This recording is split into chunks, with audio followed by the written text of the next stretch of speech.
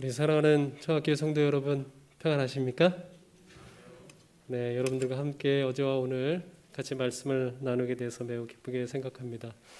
제가 어제와 오늘 여러분들에게 말씀을 드리고자 하는 핵심은 코로나 때문에 우리가 어렵긴 하죠. 그러나 우리가 근본적으로 생각을 해보면 실상 이것 때문에 어려운 것은 아닙니다. 우리가 이런 상황 가운데서 얼마든지 다른 방식으로 우리의 신앙과 또 우리의 선교와 우리의 사명을 감당할 수 있는 방법은 있다고 생각이 듭니다. 문제는 뭔가 하면 과연 우리가 언제나 마찬가지이지만 그리스도와 성령에게 집중할 수 있느냐, 이 문제라고 생각이 들어서 어제와 오늘 그 말씀을 드리는 것입니다. 오늘 드리는 말씀의 제목은 은혜로 되는 나 그리고 교회라고 하는 제목으로 말씀을 드리도록 하겠습니다. 이 그림 참 생각을 많이 하게 됩니다. 이 그림 중에 나는 어디 있을까요? 왼쪽에 있을까요? 오른쪽에 있을까요? 나는 어디에 있을 것 같습니까? 내가 이 그림에 들어간다면 나는 어느 쪽에 있고 싶습니까? 예수님은 어디에 있을까요? 오른쪽에 있는 그림은 잘못되었습니까? 너무 과도합니까? 교회는 어디에 필요할까요? 네. 생각해 보시기 바랍니다. 네. 오늘 본문은요, 고린도전서 15장 8절로 10절에 있는 말씀입니다.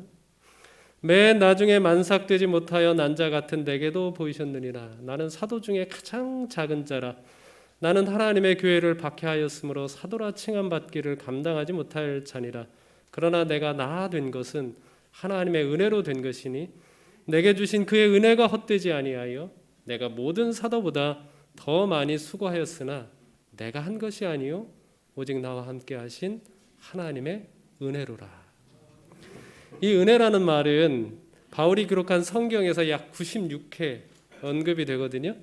로마서에서부터 빌레몬서까지는 교회에 인사를 할 때마다 그는 하나님의 은혜를 언급합니다. 교회에 하나님의 은혜가 있는지를 꼭 물었던 거죠.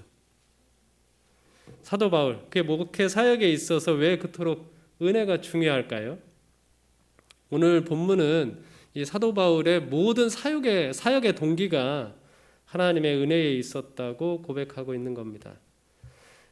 필립 얀시가 쓴 책인데요. 이 책에 보면 다음의 이야기가 기록이 되어 있습니다. 오래전에 이제 영국에서 비교 종교학자들이 모여서 기독교하고 다른 종교하고 뭐가 다를까? 그것을 토론을 했습니다. 그래서 한 학자가 나와서 하나님이 사람의 몸으로 이 땅에 오신 이 성육신 교리는 기독교가 가지고 있는 독특한 교리이다. 이렇게 주장을 했고요. 또 다른 학자는 예수님의 부활이 기독교가 가지고 있는 중요한 특징 중에 하나다. 독특한 특징이다. 여러분 동의하십니까? 자, 그러자 이제 다른 학자들은 우리가 잘 살펴보면 다른 종교에도 신이 사람의 몸으로 오는 성육신에 관련된 그런 이야기들이 있다. 또 죽은 사람이 다시 살아난 사건이 있다라고 하는 그런 반론을 이야기했습니다. 그래서 학자들 간에 기독교와 다른 종교와 다른 점에 대해서 갑론을박하는 상황이 벌어졌고 좀처럼 결론이 나지 않았습니다. 그런데 마침 이 토론장에 들어가야 할 그 장소를 잘못 찾은 이 C.S. 루이스가 들어왔습니다. C.S. 루이스가 와서 들어와 보니까 막 갑론을박 토론이 진행되고 있는 거죠. 근데 이제 이 비교 종교 학자들이 당시 C.S. 루이스라고 하는 기독교 작가가 매우 그 명성이 있었기 때문에 이 루이스에게 물어봤습니다. 그랬더니 이 C.S. 루이스가 뭐라고 답을 했을까요? 기독교 작가가 이 학자들에게 이렇게 이야기했습니다. 그 답은 간단합니다. 그것은 은혜입니다. 라고 하고 그 회의장을 떠났습니다. 회의장이 조용해졌습니다. 선뜻 그것을 받아들일 수 없었던 학자들이 뭐 다른 여러 가지 또 주제로 토론을 계속 진행을 했습니다. 그러다가 결국은 이 학자들이 결론에 도달을 하게 됐는데, 결론의 내용은 이렇습니다. 아무 조건 없이 값 없이 우리에게 주어지는 하나님의 사랑이라고 하는 이 개념, 은혜에 대한 이 개념은 모든 인간의 본능과 상반된다. 불교의 팔정도, 힌두교의 카르마, 유대교의 언약, 이슬람의 법제도, 이들은 각각 인정을 받을 수 있는 길을 제시하고 있다. 신에게 인정을 받으려면 나름대로 인간이 뭔가 해야 된다는 거죠. 오직 기독교만이 조건이 없는 하나님의 사랑을 제시한다. 잘된 결론이죠? 오늘 그 은혜에 대해서 사도 바울이 강조해서 이야기하고 있습니다. 사실 오늘 이 본문에 이르기까지 그리고 그 이후에도 사도 바울이 강조하는 것은 이 문맥상 부활이 확실하다는 겁니다. 고린도전서 15장은 여러분이 잘 아시는 것처럼 부활장입니다. 그런데 그 예수님의 부활이 확실한 근거를 설명을 하고 있는데, 여러분 예수님의 부활이 확실하죠? 그 근거가 무엇입니까? 왜 예수님의 부활이 확실합니까? 그 근거로 두 가지를 사도 바울이 제시하고 있는데, 첫 번째로는 성경을 보라는 겁니다. 성경을 보면 예수님의 부활이 성경대로 그대로 완전히 성취되었다라고 하는 것이고, 두 번째는요, 그 부활을 목격한 증인들이 존재하고 있다라고 하는 것입니다. 그 가운데 바울 자신도 있다고 말하고 있는 것이죠.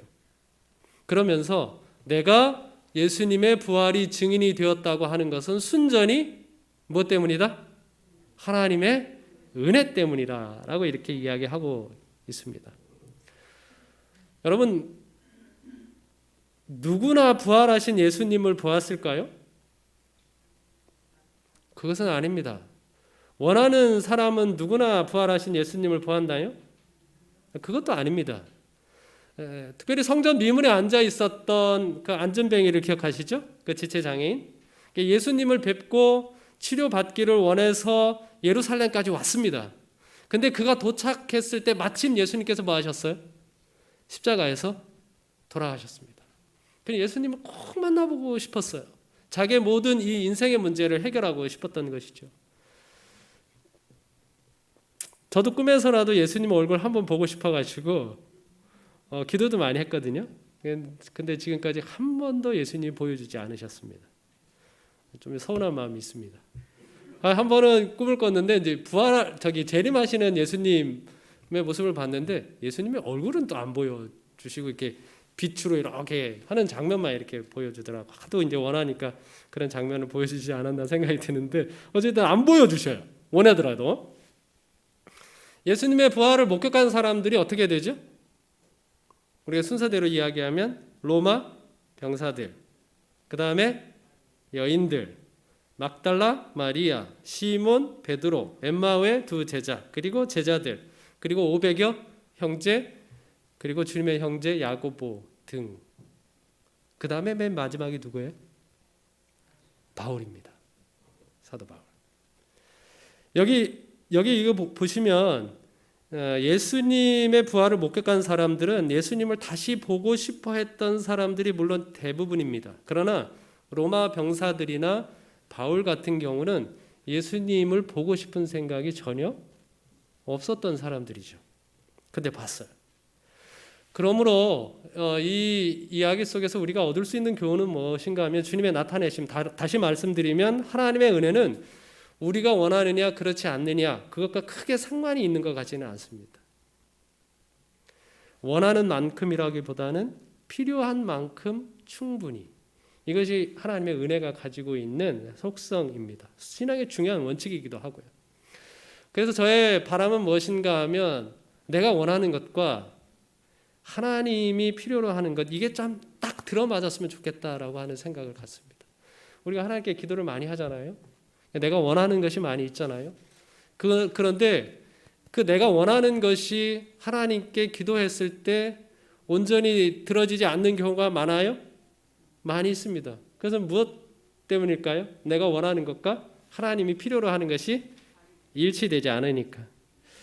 그래서 기도의 목적은 성취에 있는 게 아니라 하나님과 일치하는 것에 목적이 있습니다. 하나님의 은혜는 필요한 만큼 충분히 우리에게 주어지는 것이죠. 그런데 이 사도 바울이 이 이야기를 하면서 자기가 이 예수님의 부활을 목격한 것에 대해서 설명하기를 나는 맨 나중에 만삭되지도 못하여 난 자 같은 내게도 보이셨다 이렇게 이야기하고 있습니다. 아시는 것처럼 게바라고 설명되어 있는 이 베드로, 12사도, 500의 형제, 야고보 이 사람들은 초대교회에 있어서 쟁쟁한 사람들입니다. 베드로는 말할 것도 없고요. 야고보는 초대교회의 최고의 지도자였습니다. 만약에 예수님께서 12사도 외에 11명의 사도겠죠. 11명의 사도 외에 다른 한 사도가 필요하시다면 굳이 바울 자신 말고도 500의 형제 중에 얼마든지 뽑을 수 있었다는 겁니다. 그에 비하면 자기는 10달을 못 채우고 난 사람 같다고 고백하는 것이죠. 그 굳이 자신을 하나님께서 사도로 부를 필요가 없었다고 사도 바울이 이야기하고 있는 겁니다. 여기 10달도 못 되어 태어난 자, 만삭되지 못한 상태로 태어난 자라고 하는 이 말 속에는 자신이 사도가 된 것은 비정상적인 일이라고 고백하는 것이죠. 여러분 오늘날 같으면 인큐베이터가 있어서 만삭되지 못하고 태어나도 정상적으로 살아가는데 아무런 지장이 없습니다. 그러나 예전에 사도 바울이 살았던 당시에 만약에 만삭되지 못하고 태어나면 어떻게 되었을까요? 정상적으로 사는 것이 불가능하죠. 자신이 사도로 부름을 받을 때 자신의 상황이 딱 그랬다는 겁니다. 상식적으로 하면 자신은 사도가 될 수 없었던 사람이라고 고백을 하고 있는 것이죠. 제가 이 말씀을 묵상하면서 그래도 이제 이 사도 바울의 고백에 대해서 반감, 이렇게 반론이 들었어요. 부활하신 예수님을 처음으로 볼 때는 그렇게 이야기할 수 있죠. 처음으로 봤을 때 사도 바울 자기 스스로 생각하기에 사울은 만삭도 되지 못한 자 같은 나라고 고백하는 건 너무 당연한 거 아닙니까? 근데 지금 고린도서를 기록하고 있는 것은 그가 사역을 시작한 지 24년 정도가 흐른 겁니다. 지금의 바울은요, 생각을 해보면 예수님의 형제 야고보는 물론하고 심지어 베드로보다도 훨씬 더 훌륭한 사도가 되어 있지 않습니까? 그런데 사도 바울은 자신의 초창기 때를 이야기하고 있는 것이 아니라 현재 자신에 대한 자기 의식을 이야기하고 있는 것입니다. 지금 나는 사도 중에 가장 작은 자라. 지금 말하는 겁니다. 사도라 칭함 받기를 감당하지 못할 자라. 지금 자기가 그런 존재라고 이야기하고 있습니다.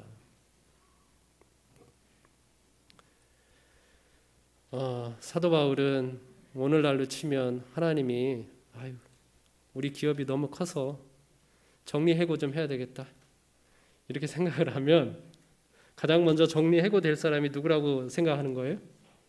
자기 자신이라고 이렇게 이야기하고 있는 겁니다. 제가 이 말씀을 보면서 이런 생각이 들었습니다. 여러분들하고 같이 좀 공유해보면 좋겠다는 질문인 것 같은데, 여러분 우리 교회 오고 있잖아요. 우리가 교회 다녀주는 겁니까? 네? 네? 난 바쁘고 힘들고, 난 바쁘고 할 일도 많은데, 하나님이 교회 오라고 하니까 내가 교회 다녀주는 건가요? 아니면 나를 이렇게 교회 다니게 해주시고 예수님을 믿고 이 믿음을 다른 사람과 나눌 수 있게 하신 하나님의 은혜가 정말 놀라워서 우리가 그 은혜에 반응해서 다니고 있는 겁니까? 지금 사도 바울은 24년이 흘러 그 어느 누구보다도 그리스도를 위하여 가장 헌신적으로 일하는 일꾼이 된 지금 상황에서 자기에 대해서 어떻게 인식하고 있는 거예요? 내가 지금 이렇게 하고 있는 이 모든 것들은 무엇 때문이다? 하나님의 은혜 때문이다 라고 이렇게 고백하고 있는 것입니다. 그가 처음 하나님의 은혜를 경험하던 순간을 언급합니다. 나는 하나님의 교회를 뭐 했었다? 박해했었다. 그러면서 자신은 사도가 되기에는 절대로 부적합한 사람이라고 이야기합니다. 그리고 그것만으로도 자신은 여전히 사도라는 직책은 과분하다고 그렇게 이야기를 하고 있습니다. 여러분 잘 아시는 것처럼 그때 무슨 일이 있었어요? 스데반을 죽이는데 앞장을 섰습니다. 그 이후에는 교회들이 도망을 가니까 도망가는 교회들을 추적해서 잡아다가 그 교회를 무너뜨리는데 최선봉에 섰던 사람이 바로 바울이죠. 그는 예수님의 부활을 엄청 불신하던 사람이었습니다. 그래서 부활에 대해서 전하는 그 사람들을 몽땅 잡아다가 뭐 하는 겁니까? 다시는 부활에 대해서 말하지 못하도록 하는 것이죠. 그런데 그가 지금 뭘 전하고 있어요? 예수님의 부활을 전하고 있습니다. 교회를 무너뜨리던 그 사람이 하나님의 교회를 세우는 사역을 하고 있으니까 놀라운 하나님의 은혜 아닙니까? 근데 사도 바울의 인생을 생각을 해보면 이제 반면에 사람들은 얼마나 그를 사도로 인정하기 어려웠을까요? 그래서 여러 사도들이 있었지만 늘 사도권에 대한 의문이 제기됐던 사람이 누구입니까? 사도 바울입니다. 심지어는 그가 세운 교회에서도 사도 바울이 정말 사도야? 라고 하는 그런 문제가 제기가 되기도 했습니다. 제가 이 말씀을 묵상하면서 하나님의 은혜가 참 놀랍다는 생각을 하게 됩니다. 세상 모든 사람이 봐도요, 저 사람은 안 돼. 저 사람은 결코 쓸 수 없는 사람이야. 라고 말하고 심지어는 자기가 세운 교인들도 그렇게 생각하고 있는데 하나님은 뭐 하십니까? 그를 교회를 위해 가장 유용한 인물로 사용하고 계십니다. 정말 놀랐습니다. 그래서 여러분 우리 주위에 어떤 사람이 있는지 모르겠습니다. 저 사람은 정말 나쁜 사람이다. 그건 우리 입장일 뿐이에요. 하나님은 얼마든지 뭐 할 수 있어요? 그 사람을 하나님을 위해 교회를 위해 가장 유용한 인물로 사용하실 수 있습니다. 혹은 우리 중에 그렇게 생각할 수 있어. 나 저 사람 때문에 교회 다니기 너무너무 힘들다. 그렇게 생각할 수 있을지도 몰라요. 그러나 그렇다고 해서 하나님이 그 사람을 전혀 쓸 수 없는 사람은 아닙니다. 어느 순간 하나님께서 그를 가장 유용한 인물로 하나님 나라에서 사용할 수도 있다는 것이죠. 그래서 감히 저 자신에 대해서도 그래서 하나님께 내가 그렇게 쓰일 수도 있겠구나라고 하는 생각도 갖는 거고, 우리 아이들을 보면서 내가 알고 있는 그 사람들을 보면서 좀 희망이 없는 것처럼 생각이 들 때마다 이 모습을 보면 희망이 됩니다. 이 아이가 지금은 다른 데 정신을 팔고 있지만 어느 순간이 되면 이 아이가 하나님을 위하여 크게 쓰임을 받을 수 있겠지. 그런 희망을 갖습니다. 하나님께서 쓸 수 없는 사람이 없다는 것은 얼마나 감사한지 모릅니다. 여러분 한편 강도를 기억하시죠? 전혀 쓸모없는 강도. 모든 사람에게 죽어 마땅한 존재라고 여겨졌던 그 강도. 그런데 그를 하나님이 쓰셔서 온 우주 가운데 존재하는 모든 피조물 가운데서 유일하게 하나님을 위로하는 위대한 고백을 했죠. 아무도 예수님께서 십자가에 돌아가실 때에 하나님조차도 예수님에게 단 한마디의 위로의 말을 건넬 수 없는 그 순간에 누구만 예수님에게 위로의 말을 건넸어요? 그 한편 강도. 그 사람이 어떤 사람? 죽어 마땅한 사람. 저 사람은 세상에서 없어져야 하는 사람이라고 모든 사람들이 생각하는 그 사람 사용해서 하나님께서 사용하신 것입니다. 얼마나 감사한지 모릅니다. 그래서요, 사도 바울이 자기는 더 많은 수고를 한다라고 이렇게 고백을 하고 있습니다. 여기 수고라고 하는 이 단어는 피곤하고 극도의 피로를 느낄 때 쓰이는 말입니다. 사도 바울이 그렇게 헌신하고 봉사했다는 것이죠. 근데 제가 이 사도 바울의 이제 고백을 읽으면서 느끼는 것은 무엇인가 하면, 그래서 사도 바울이 내가 많은 업적을 냈다, 이걸 자랑하는 것은 아닙니다. 그가 감내해내는 것들에 대한 고백입니다. 그가 복음을 위하여, 그리스도를 위하여, 하나님의 나라를 위해서 내가 어떤 것들을 감내해내고 있는지에 대한 그런 고백을 하고 있는 것이죠.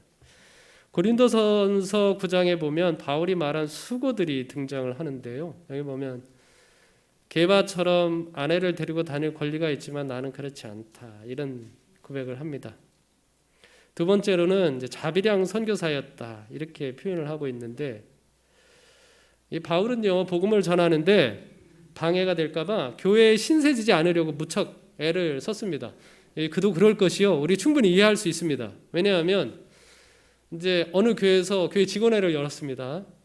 우리 사도 바울이라고 하는 분이 정말 열심히 선교하는데 우리 교회 헌금을 좀 모아가지고 사도 바울을 도와줍시다. 이렇게 얘기를 하면 반대 의견이 있을까요? 없을까요? 있을까요? 없을까요? 있죠? 그 사람이 사도는 맞습니까? 이런 질문. 예수님 계실 때 따라다니는 적도 없고 심지어는 교회를 박해하고 핍박하던 사람인데 그 사람이 정말 사도 맞습니까? 이런 의견이 나오는 것입니다. 그래서 직원회에서 사도 바울 이야기가 나오면 교회가 시끄러워지는 일이 종종 있는 거죠. 그러니까 사도 바울은 어떻게 합니까? 힘들어도 교회를 어렵게 하지 않으려고 했습니다. 그래서 이 선교 사역을 하면서 자기 스스로 그 복음 사업을 위한 재정을 마련해서 그 일들을 감당하는 겁니다. 얼마나 힘들었을까요? 바울 혼자 전도하는 거 아니지 않습니까? 바울과 같이 한 같은 동역자들이 있지 않습니까? 그들을 위한 경비도 필요한데 사도 바울 어떻게 하는 거예요? 그 경비를 스스로 벌어서 그 사역을 해내고 있는 겁니다. 얼마나 쉽지 않은 일을 하고 있는지 모릅니다. 그 다음에 세 번째로는 복음을 전할지라도 자랑할 것이 없으면 내가 부득불 할 일이 아니라 만일 복음을 전하지 않으면 내게 화가 있을 것이라. 그 마음에 뜨거운 뭐가 있어요? 불같은 것이 있어서 복음을 전하지 않고는 견딜 수가 없는 것입니다. 그리고 네 번째로는 유대인에게는 유대인처럼 율법이 없는 자에게는 율법이 없는 자처럼 그렇게 수고를 아끼지 않았습니다. 그는요 예수님의 전도 방식을 그대로 썼습니다. 여러분 어떻게 전도하십니까? 여러분 주위 사람들에게. 사도 바울은 유대인을 만나면 유대인처럼 이방인을 만나면 이방인처럼 그렇게 다가갔습니다. 예수님께서 사람을 어떻게 다루시는지를 체득을 했습니다. 그는 사람들과 섞일 줄 알았고요. 그들의 필요를 찾아냈고 그리고 그들을 돕는 사람이 되었습니다. 그들에게 신임을 얻었고 그런 후에 예수님을 따르도록 초청을 한 것이죠. 복음전도 230쪽에 보면 영혼들을 구원하는 주님의 방법을 채택한 것이 바로 바울의 일하는 방법이었다. 이렇게 이야기하고 있습니다. 다섯 번째로는 많이 전도한 만큼 자신의 몸을 쳐 복종하게 했습니다. 여러분 사도 바울이 이 싸움을 얼마나 치열하게 했을까 여러분 상상이 가지 않습니까? 우리가 생각하기에 인간적으로 생각하기에 사도 바울만큼 하나님의 교회를 위한 큰 업적을 쌓은 사람이 어디 있겠습니까? 그러면 싸워야 할 싸움이 있죠. 자기 어깨가 으쓱해질 수 있잖아요. 우리가 처음 시작할 때 생각을 하지 않고 성공을 점점 거두게 되면 그 초심을 잃어버리게 되지 않습니까? 사도 바울은 그런 위험이 굉장히 많았던 사람입니다. 그래서 그 싸움을 치열하게 싸우고 있는 것입니다. 그 피곤한 수고를 다 감당해내고 있는 것이 사도 바울의 모습입니다. 그런 사도 바울이 고백하는 것이 무엇인가 하면 이 모든 것들은 내가 한 것이 아니고 하나님의 은혜가 했다라고 고백을 하고 있는 것입니다. 여러분 우리 교회가 세상에 있는 어떤 교회보다 주를 위하여 더 많은 수고를 할 수 있기를 간절히 바랍니다. 그래서 예수님의 마음의 소원인 영혼들을 무수히 구원하는 교회가 되었으면 참 좋겠습니다. 제가 이 통계 자료를 보면서 많은 생각을 했습니다. 이게 2020년 11월, 2021년 6월 이제 통계 비교를 하고 있는 건데요. 빨간색 부분이 이제 점점 줄어가고 있는 상황이죠. 코로나가 길어지면서 점점 줄어가고 있는 상황입니다. 이게 이제 전체 교회를 대상으로 이제 재림교회는 거의 속해 있지 않겠죠. 일반 개신교를 상대로 이제 조사한 통계 자료인데 근데 제가 이것을 한번 나눠서 생각을 해봤습니다. 자기 신앙을 위한 부분과 다른 사람을 섬기기 위한 부분 맞는지는 모르겠습니다. 어쨌든 이걸 보시면 자기 신앙을 위한 부분, 헌금을 낸다든지 예배에 참석한다든지 이 부분은 70% 이상, 80% 가까이 그래도 유지가 되고 있습니다. 자, 그런데 한번 보실까요? 지역사회 봉사, 전도, 제자훈련, 소그룹 등 다른 사람을 섬기기 위한 부분, 이건 절반도 못 미치고 있습니다.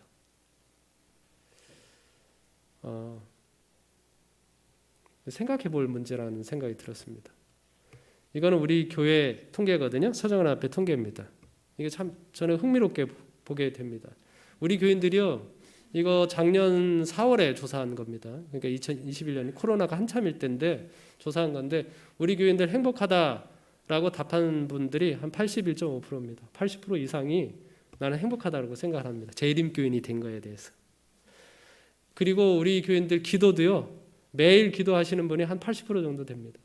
매일 성경 읽는 분들이 한 51%, 52% 정도 되고요. 굉장히 이런 집단은 세상에 있을까 싶을 집단입니다. 이렇게 바람직한 집단이 어디 있습니까? 그런데 이 질문 중에 하나가 뭐였는가 하면, 최근 1년 동안의 지역사회 봉사활동, 교제에 참여한 경험이 있느냐라고 물었습니다. 다른 사람을 위해서 봉사하고 있느냐라고 하는 질문인데, 연간 2회 이하가 72.2%입니다. 행복하기는 한데요, 다른 사람을 위해서 봉사는 잘 안 해요. 봉사해도 1년에 2번, 많이 해야. 이렇게 답을 했습니다. 근데 사도행전 12쪽에 이런 말씀이 있거든요. 진짜 그리스도인들, 예수님의 제자는 어디에서 행복을 찾습니까? 다른 사람을 도와주고 축복하는 사람들이 행복해하는 모습을 보면서 행복해진다라고 이렇게 이야기하고 있는 거죠. 그럼 우리가 어디에서 지금 행복을 찾고 있는 거죠? 왜 우리는 행복하다고 이야기하고 있는 거죠? 우리가 하나님의 은혜에 기반을 둔 행복인가요? 사도 바울과 같이? 사도 바울이 그렇게 많은 수고를 할 수 있었던 이유, 그는 전적으로 하나님의 은혜라고 고백하고 있는 겁니다. 처음에 보여드렸던 놀라운 하나님의 은혜라고 하는 책에 보면 유진 오닐의 말을 인용하고 있는데요. 인간은 부러진 채 태어나 고침을 받으며 살아간다. 하나님의 은혜가 접착제이다. 인간은 상처와 흠집 투성이라는 겁니다. 은혜 없이 참 삶을 살아갈 수 있는 사람은 아무도 없다는 것이죠. 그래서 모든 인간은 부러진 상태로 살아가고 있는 겁니다. 근데 그 부러진 상태에 흘러 들어가서 부러진 상태를 이렇게 접착시키는 게 뭐라고요? 하나님의 은혜라고 그렇게 이야기하고 있습니다.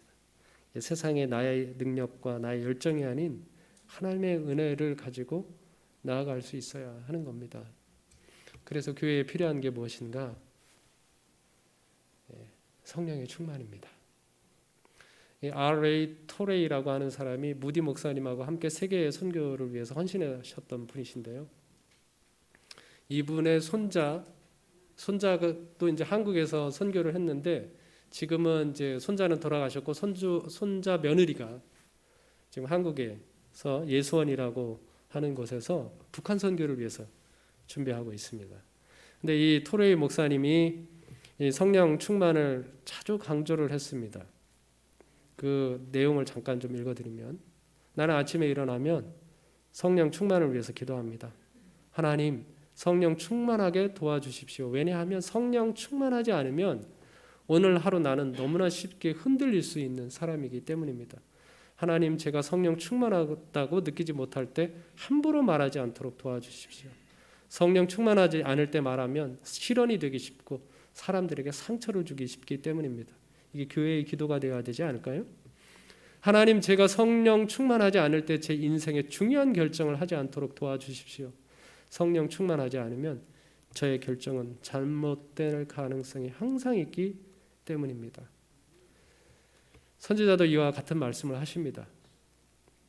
여기 복음 사역을 무능하게 만드는 것 뭐라고요? 성령의 결핍이라고요. 하나님의 영의 임재 없이는 아무 마음도 감동되지 않을 것이라고요. 어떤 죄인도 구원되지 않을 것이라고요.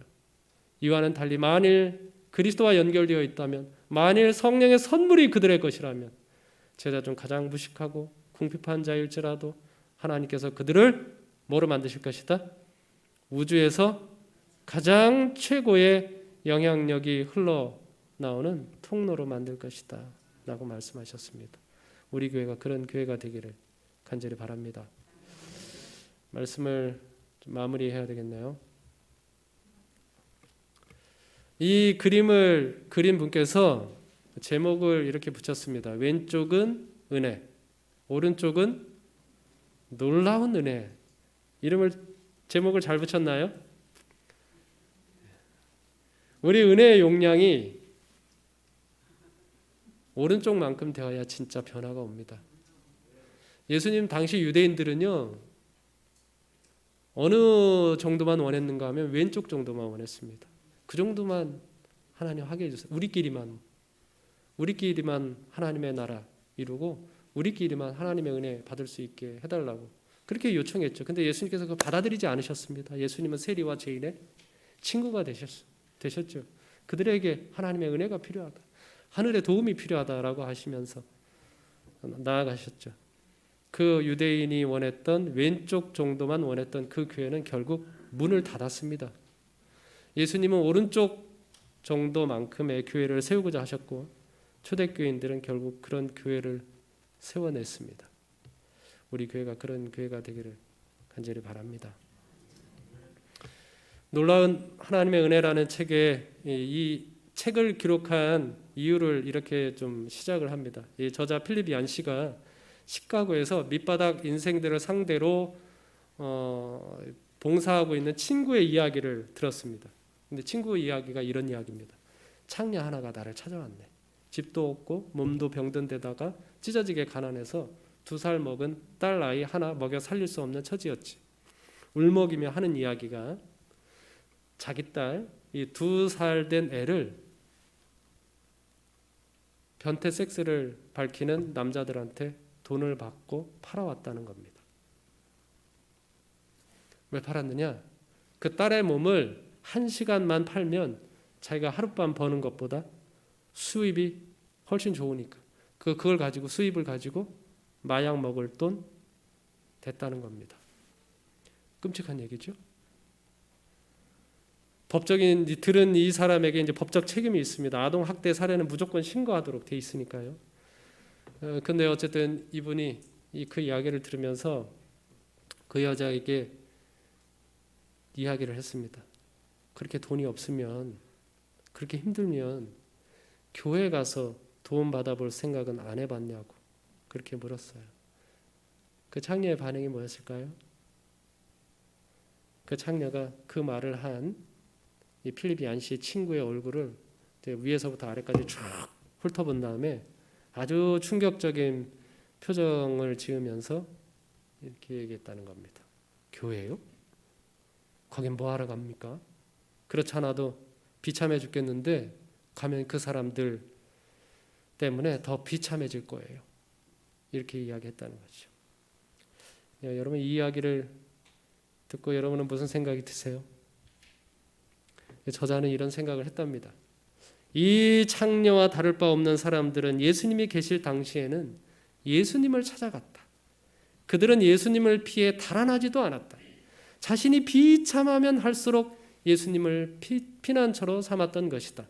그러나 오늘날 하나님의 은혜로 구원받은 성도들이 모인 교회라는 곳에는 위에 창녀 같은 사람들이 가기를 왜 꺼릴까? 이런 질문. 여러분, 이유가 뭘까요? 우리가 하나님의 은혜를 잃어버린 건 아닐까요? 우리가 우리 교회를 우리의 힘과 우리의 능력과 우리의 생각으로 운영하고 다니고 있는 건 아닙니까? 우리에게 과연 성령은 있습니까? 우리 교회의 중심에 예수 그리스도께서 계십니까? 우리 교회가 이 세상에 하나님의 은혜가 될 수 있기를 간절히 기도드립니다. 그리고 우리 모든 성도 여러분들께서 지금부터 성령의 은혜를 간절히 구하시게 되기를 바라면서 말씀을 마치겠습니다.